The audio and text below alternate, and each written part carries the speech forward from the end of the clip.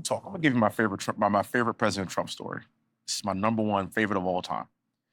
When we were negotiating with the Taliban, while President Trump was still the president, President Trump wanted to get out of Afghanistan, but he wanted a conditions-based withdrawal, meaning that you do what we tell you to do, and then we will start pulling troops back slowly as long as you abide by our rules.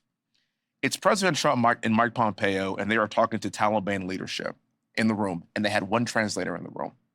President Trump looked at the Taliban leader and said this: "I want to leave Afghanistan, but it's going to be a conditions-based withdrawal." And translator translated. And he said, "If you harm a hair on a single American, I'm going to kill you." And the translator goes, and Trump goes, "Tell him." Yes. Tell him what I said. Tell him what I said. Reached in his pocket, pulled out a satellite photo of the leader of the Taliban's home and handed it to him. Shut up. Got up and walked out the room. Sure did. Do you know for 18 months not a single American was killed in Afghanistan?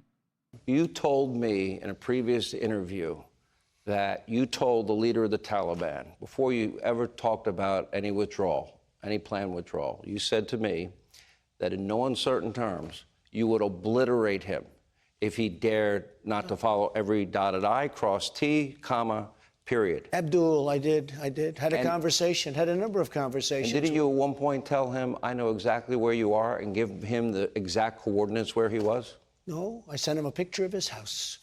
He said, but where why? he was at the time. He said, but why do you send me a picture of my house? I said, you'll have to figure that one out. But I said, if you do anything from that point on, we didn't lose one soldier.